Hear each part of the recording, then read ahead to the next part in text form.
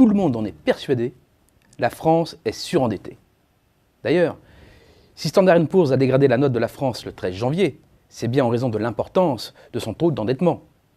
C'est aussi en raison des inquiétudes de l'agence de notation sur la capacité du pays à maîtriser son endettement ces prochaines années. Et il est vrai que celui-ci a considérablement augmenté depuis 2008. L'endettement de la France, qui représentait 58% du PIB en 2002, a grimpé jusqu'à 68% en 2008 et culminera à près de 90% cette année. Record historique. Et pourtant, malgré les apparences, ce ratio, qui a toutes les apparences de la rigueur et du sérieux, n'a strictement aucun sens. Examinons cela de plus près. Ce rapport, celui de la dette brute sur le PIB, n'a aucune signification pertinente en comptabilité. Pourquoi ?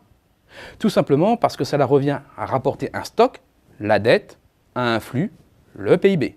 Calculer le ratio dette brute sur PIB, c'est donc comparer deux notions de nature très différente. Pour résumer, c'est comme si un banquier jugeait la situation financière d'un ménage sans se préoccuper ni de son patrimoine, ni de sa capacité à générer des revenus dans les années à venir.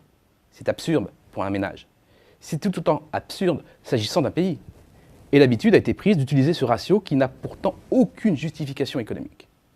Pour être rigoureux, il faudrait plutôt comparer la dette du pays à une somme des PIB futurs. On ne rembourse pas une dette sur une seule année. Une dette, cela se rembourse en effet grâce aux revenus de plusieurs années. En bon respect des normes comptables, les entreprises ne font d'ailleurs pas autre chose. Pour une entreprise, l'important n'est pas le rapport entre sa dette à l'instant T et sa production de l'année en cours. Ce qui compte pour une entreprise, c'est bien le rapport entre sa dette à l'instant T et la valeur actualisée de ses revenus futurs. Dans une même logique de flux, il serait aussi plus correct de rapporter le PIB annuel de la France, de l'ordre de 2000 milliards d'euros, à la charge de la dette, c'est-à-dire le montant des intérêts versés chaque année. Pour la France, la somme en jeu est d'aujourd'hui d'environ 50 milliards d'euros. C'est moins de 2,5% du PIB. Ce n'est pas exorbitant, d'autant que les taux auxquels l'État se refinance sont redevenus historiquement bas. Mais attention, ce chiffre progresse. C'est le signe que la situation dérive quand même un peu et qu'il faut être vigilant. Mais au lieu d'une logique de flux, nous pourrions adopter un point de vue de stock. On pourrait aussi, tout autant, choisir de rapporter la dette, c'est-à-dire le passif, aux actifs. Sous cet angle, le diagnostic sur l'endettement de la France change radicalement. On voit alors que le passif est largement inférieur à l'actif. Prenons l'exemple d'un nouveau-né français. Il hérite dès sa naissance d'une dette publique, mais il hérite aussi d'actifs publics financiers et non financiers. Maternité, écoles, routes, hôpitaux, monuments et autres infrastructures préexistantes, construits et financés par les générations antérieures.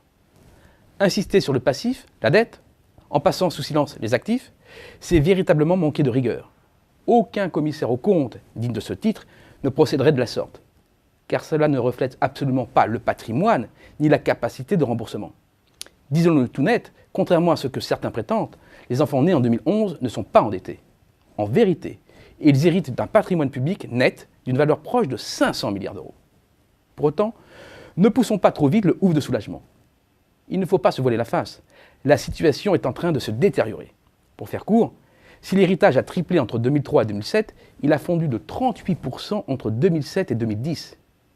Mais poussons plus loin l'analyse, pour mettre en évidence une autre source de confusion sur la dette. La dette de la France ne peut pas se résumer à celle de l'État. L'État, ce n'est que l'un des agents économiques, ce n'est pas toute la France. Vous l'aurez compris, pour savoir si la France est ou non endettée, et à quel niveau, le rapport dette de l'État sur PIB est fallacieux et trop étroit. Non. La dette de la France, c'est la dette de tous ses agents économiques, y compris les agents privés. C'est donc la somme de la dette des entreprises, des ménages et de l'État envers des acteurs situés hors de nos frontières. Pourquoi seulement hors de nos frontières ?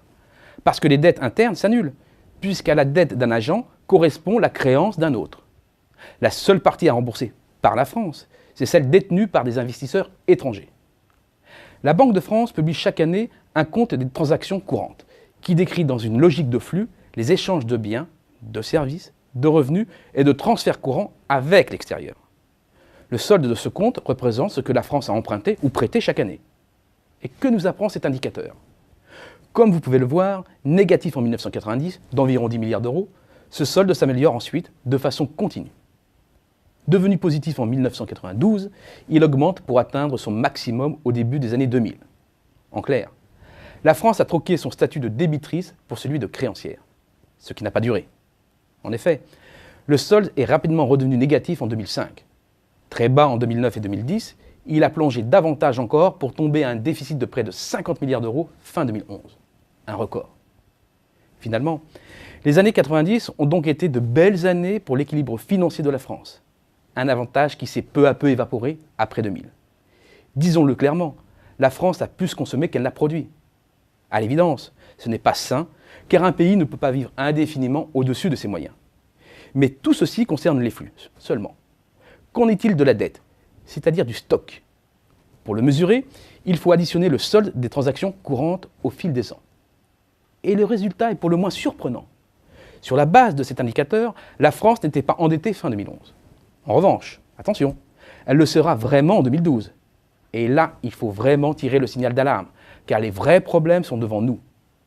Compte tenu de l'inertie des évolutions et de notre incapacité à faire fructifier la demande mondiale qui nous est adressée, la tendance va se renforcer au moins jusqu'en 2015. Et il ne faut pas se voiler la face, cela n'est pas soutenable. Si l'on veut sérieusement s'occuper de la réduction de la dette, il est donc prioritaire de s'attacher à rééquilibrer nos comptes extérieurs. Et l'alternative est simple. Soit à grands coups de plan de rigueur, la demande intérieure est sacrifiée pour faire chuter les importations et effacer le déficit extérieur, soit l'on donne à nos entreprises les moyens d'être plus offensives à l'extérieur, comme dans la défense de leur part de marché sur le territoire. Cela ne peut passer que par une thérapie de choc pour stimuler l'offre. Et il faut bien comprendre qu'aucun rééquilibrage ne sera possible sans la reconstruction d'un tissu de grandes PME et d'entreprises de taille intermédiaire compétitives. La France reste l'un des débiteurs les moins risqués en Europe et dans le monde. Elle a la solvabilité nécessaire pour rembourser quoi que ce soit, et les Français aussi.